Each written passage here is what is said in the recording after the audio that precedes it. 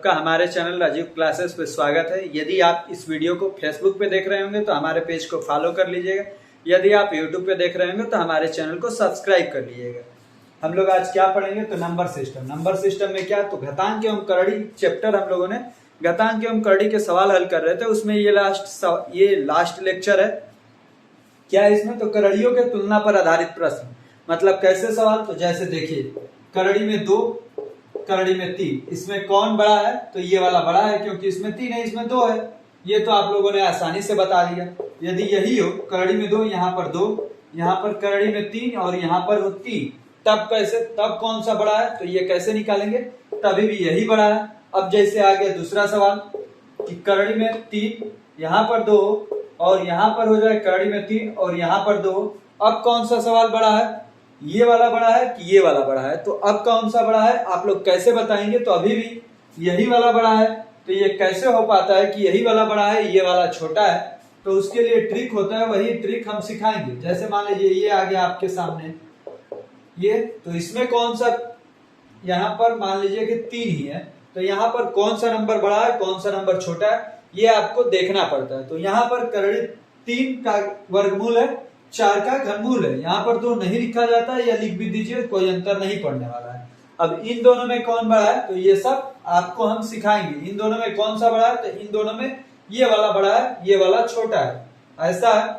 तो ये सब कैसे, कौन सा बड़ा होता है कौन सा छोटा होता है, यही हम आज सिखाएंगे। तो देखिए कैसे हम लोग निकाल पाते हैं कि कौन सी संख्या बड़ी है, कौन सी करड़ी वाली संख्या बड़ी है और कौन सी करड़ी वाली संख्या छोटी है। देखिए हम बताते हैं, जैसे मान लीजिए यहाँ पर 3 है और यहाँ पर करड़ी में 4 है और यहाँ 3 लिखा है, यहाँ पर कुछ नहीं लिखा है, मतलब कितना है 2 है। तो हमको अंदर के नंबर से छेड़छाड़ नहीं करनी, ये जैसे हैं वैसे ही हमको छोड़ देने हैं। क्या करना है तो ये जो बाहर में नंबर है इनका एलसीएम निकालते हैं। 2 और 3 का एलसीएम कितना हो जाएगा तो 6, 2 और 3 का एलसीएम 6 करने के लिए यहाँ पर क्या करना पड़ेगा 3 से गुणा, तो 3 अंदर बाहर लिखिएगा तो 3 अंदर भी लिखिएगा। तो देखिए ये हो जाएगा 6, तो यहाँ पर हो जाएगा 3 का क्यूब। अब यहाँ पर 6 करने के लिए क्या करना होगा 2 से गुणा, तो ये 6 हो जाएगा, लेकिन यहाँ पर भी 2 का घात करना पड़ेगा। 3 का क्यूब तो ये हो जाएगा 6, यहाँ पर 27। अब यहाँ पर क्या हो गया तो यहाँ पर हो गया 6, यहाँ पर 16। देखिए 27 बड़ा हो गया ना, तो ये वाली संख्या हमारी बड़ी, मतलब ये वाला संख्या हमारा बड़ा हो गया। तो यही सब आज हम सीखेंगे कि इसमें बड़ा आता है, छोटी संख्या निकालनी होती है, अवरोही क्रम में सजाना होता है, आरोही क्रम में सजाना होता है। तो यही सब आज के वीडियो में हम लोग सीखेंगे। अब आइए हम देखते हैं कि कैसे कैसे प्रश्न आपके एग्जाम में पूछे जाते हैं और उनको कैसे सॉल्व किया जाता है बिल्कुल कम समय में। करड़ी देख के घबरानी नहीं है कि ये करड़ी में आ गया तो इसको अवरोही और आरोही क्रम में कैसे सजाएं। ये जरूरी नहीं है कि जो संख्या बड़ी हो हमेशा बड़ी ही हो, कभी कभी छोटी भी हो सकती है। जैसे इसमें 4 है इसमें 3 है, तो ये संख्या बड़ी हो गई। तो ये सब कैसे होता है ये सब ही देखेंगे हम अपने वीडियो में। पूरे वीडियो में आपको बिना स्किप किए हुए अंत तक बने रहना है। हम इसमें सब कुछ सीख लेंगे कि कौन सी संख्या बड़ी है कौन सी संख्या छोटी है, कैसे आरोही क्रम में सजाएं कैसे अवरोही क्रम में सजाएं। आइए अब हम अपने चलते हैं क्वेश्चंस पे, जो क्वेश्चन हमें सॉल्व करने हैं। ये देखिए हमारा पहला क्वेश्चन आप लोगों के लिए क्या है, करड़ी में 2 करड़ी में 3 का घनमूल, करड़ी में 4 करड़ी में 5 का घनमूल, इनमें से कौन सी संख्या सबसे बड़ी है। तो कैसे निकालेंगे, देखिए जैसे अभी हमने बताया था वैसे ही इसको भी हल करना है। यदि आपने अभी तक नहीं सीखा है तो 2-3 सवालों को सॉल्व करेंगे, उसके बाद से आपको भली भांति आने लगेगा, आपको टाइम भी नहीं लगेगा। आप सवालों को देख के ही मन में ही सॉल्व कर देंगे, कलम कापी की जरूरत आपको नहीं पड़ेगी। यहाँ पर है 2, यहाँ पर 3, यहाँ पर 2, यहाँ पर 3, एलसीएम क्या हो जाएगा तो 6, सबको 6 बनाना है। यहाँ पर 3 से गुणा करना पड़ेगा तो 2 का क्यूब करना पड़ेगा। यहाँ पर 2 से तो यहाँ पर 6, तो यहाँ पर 3 का 2 करना पड़ेगा।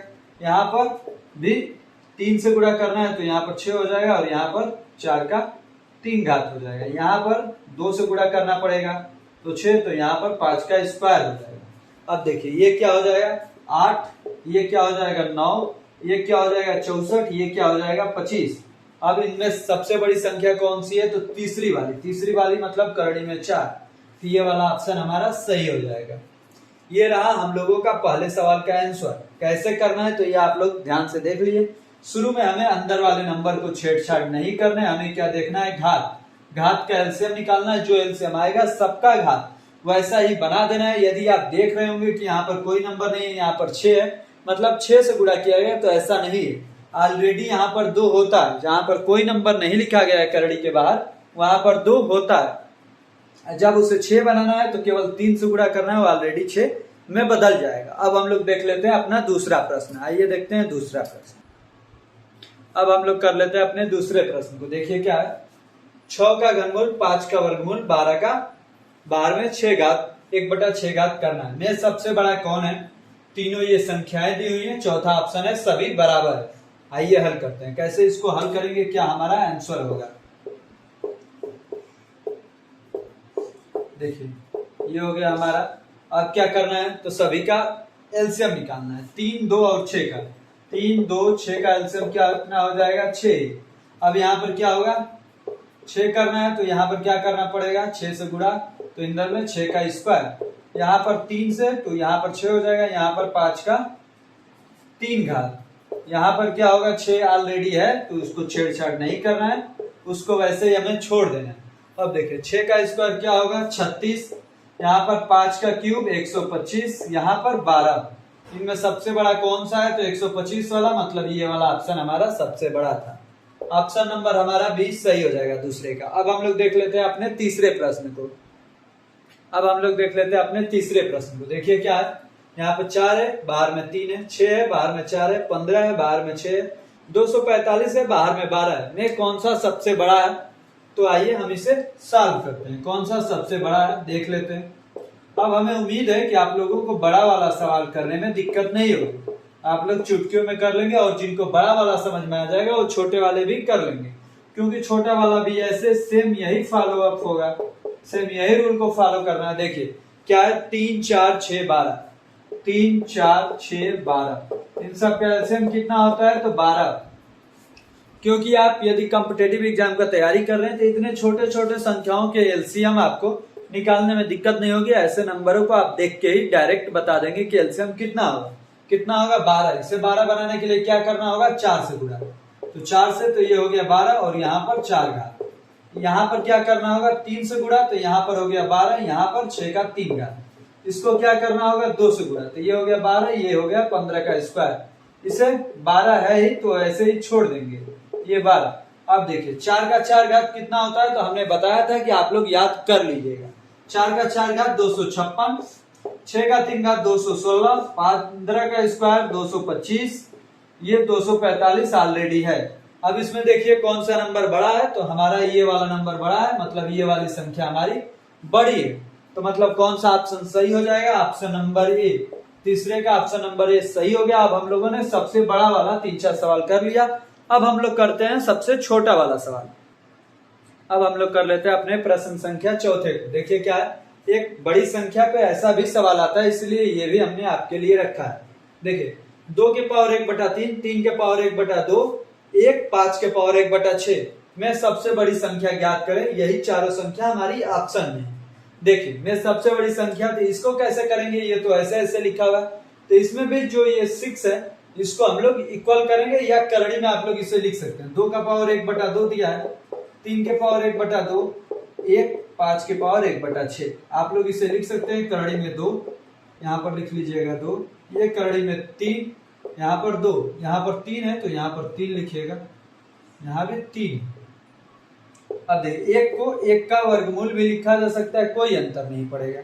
यहाँ पर 5 करड़ी में, यहाँ पर लिख दीजिएगा 6। अब हमें क्या करना होता है, ये बाहर वाले एलसीएम को इक्वल करना होता है। तो क्या होगा, 3 2 2 6 का ऑप्शन एलसीएम क्या होगा, तो 6। अब 6 करने के लिए इसमें 2 से मल्टीप्लाई, तो क्या हो जाएगा, ये हो जाएगा 6, ये 2 का स्क्वायर, ये 6 करने के लिए बाहर 3 से मल्टीप्लाई, तो अंदर भी 3 का घात।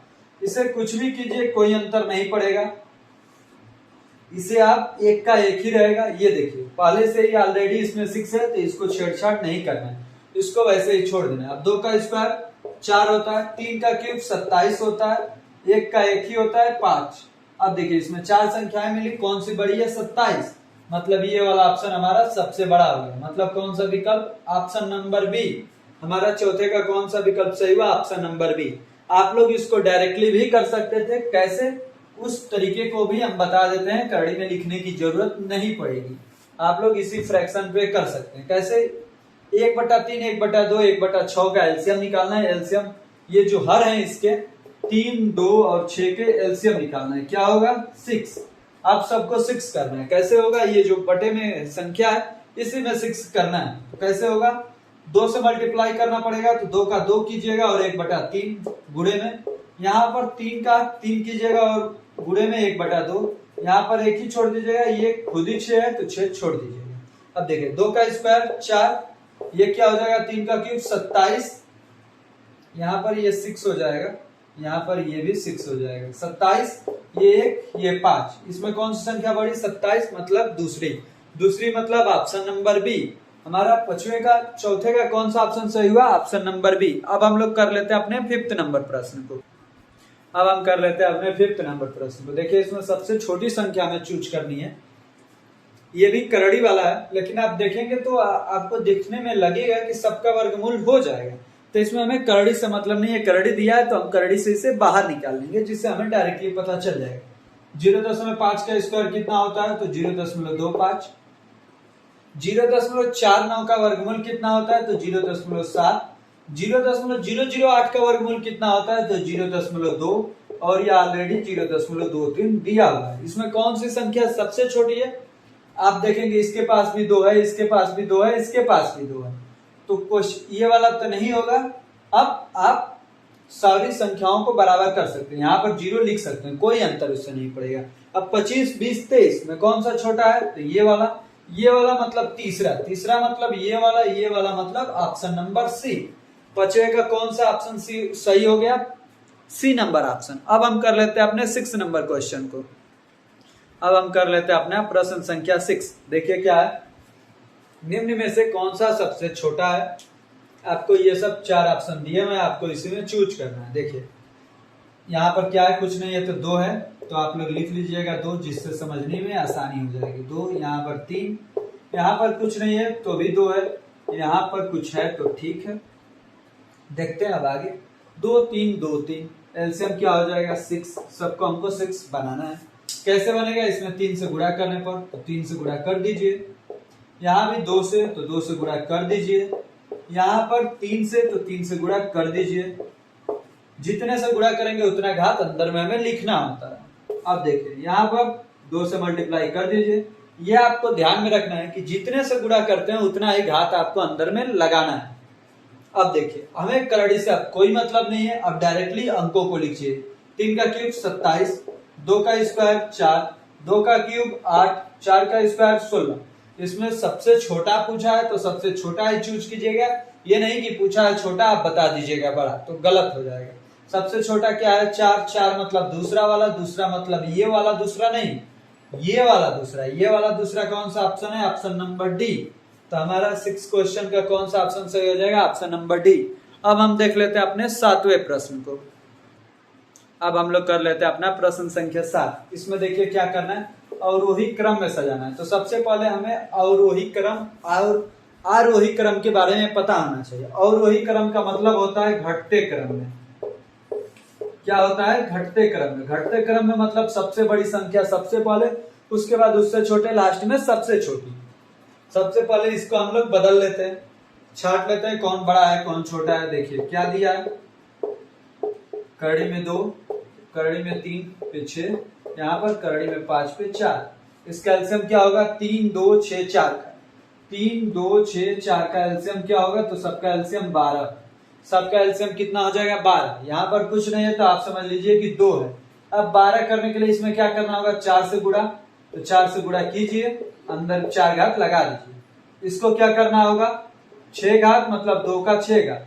इसको क्या करना होगा? 2 घात मतलब यहाँ पर 12 तो 3 का 2। अब यहाँ पर क्या करना होगा? तो 3 घात मतलब 12 तो यहाँ पर 5 का 3 घात। अब देखिए 4 का 4 घात कितना? 256। ये कितना? 2 का 6 घात, 2 का 6 घात होता है 64।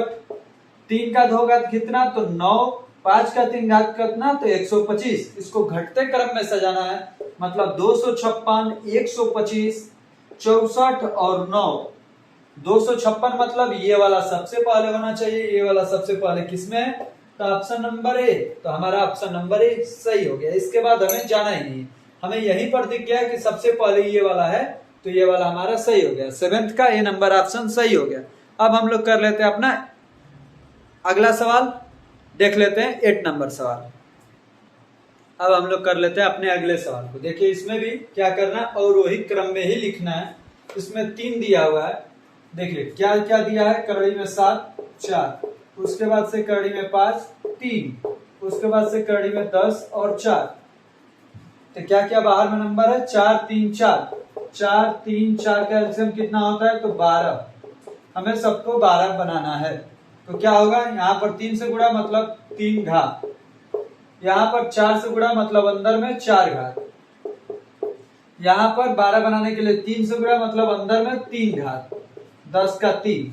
अब अंदर वाली केवल संख्या को लिखना है, ये कितना हो जाएगा, 7 का क्यूब 343, 5 का 4 घात तो 625, 10 का 3 घात तो 1000। अब देखिए इसमें सबसे बड़ा सबसे पहले 1000 वाला मतलब 10 वाला, 10 वाला, तो ये 2 ऑप्शन सही होंगे, ये 2 ऑप्शन हमारे गलत होंगे। उसके बाद से 1000 से छोटा 625, 625 मतलब 5 वाला, 5 वाला मतलब ऑप्शन नंबर हमारा डी सही हो जाएगा। 8वें का कौन सा ऑप्शन सही हो गया, डी नंबर। हम लोगों ने अवरोही देख लिया, अब देख लेते हैं आरोही क्रम वाला। अब हम लोग देख लेते हैं आज का लास्ट सवाल, ये है हमारा। देखिए क्या करना है, आरोही क्रम में लिखना है। आरोही क्रम में मतलब सबसे छोटा पहले, आरोही का मतलब होता है बढ़ते क्रम में, आरोही का मतलब होता है बढ़ते क्रम में, मतलब सबसे छोटा पहले फिर लास्ट में सबसे बड़ा होगा। क्या है, करड़ी में 10, यहाँ पर है 4, उसके बाद क्या है 6, तो यहाँ पर लिखिए 6, यहाँ पर 3, उसके बाद क्या है 3 वाला, तो यहाँ पर लिखिए 3, यहाँ पर 4। अब 4 3 4 का एलसीएम कितना हो जाएगा, 4 3 4 का एलसीएम हो जाएगा 12। सबको 12 हमें बनाना है। 12 कैसे बनेगा, इसमें 3 से गुणा करने पर, तो 3 से गुणा कीजिए तो ये हो जाएगा 10 की पावर 3। ये कैसे बनेगा, 4 से गुणा करने पर 12, 6 का पावर 4। ये कैसे बनेगा, 3 से, तो ये 12, 3 का पावर क्यूब। अब देखिए 10 का क्यूब कितना हो जाता है, 1000, 6 का 4 घात मतलब आप 6 को 4 बार लिखेंगे मतलब 36 गुणे 36, 36 का स्क्वायर आपको याद होगा 1296, 3 का क्यूब 27। अब क्या करना है, आरोही क्रम में लिखना है, मतलब सबसे छोटा सबसे पहले, मतलब 3 वाला सबसे पहले। 3 वाला कहाँ कहाँ है, तो 3 वाला एक ही ऑप्शन है, तो हमारा ऑप्शन नंबर सी सही हो जाएगा। हमारे लास्ट सवाल का ऑप्शन नंबर सी सही हो गया। अब हम लोग इस लेक्चर को यहीं पे पास करते हैं। अगले दिन आपके लिए अगला कोई टॉपिक लेकर आएंगे। घातांक की अंकगणित पूरी तरह से समाप्त हो चुका है। यदि आपको और भी कोई डाउट हो घातांक की अंकगणित में, तो आप हमारे प्लेलिस्ट में जाकर के, नंबर सिस्टम के प्लेलिस्ट में जाके, उसमें घातांक की अंकगणित वाले 4-5 वीडियो हैं, सभी को देख सकते हैं, जिससे आपके सारे डाउट क्लियर हो जाएंगे। उसके बाद भी यदि कोई सवाल में आपको डाउट है तो हमारे कमेंट बॉक्स में कमेंट कीजिए, हम उसका जरूर से जरूर और जल्दी से जल्दी रिप्लाई देने का प्रयास करेंगे। आपने यदि हमारे चैनल को सब्सक्राइब नहीं किया तो चैनल को सब्सक्राइब कीजिए, वीडियो को लाइक कीजिए और अपने दोस्तों को भी शेयर कीजिए। यदि आप फेसबुक पे इस वीडियो को देख रहे हैं तो वहां भी हमारे पेज को फॉलो कीजिए और लाइक कीजिए और कमेंट कीजिए। बाकी धन्यवाद आपको अंत तक बने रहने के लिए।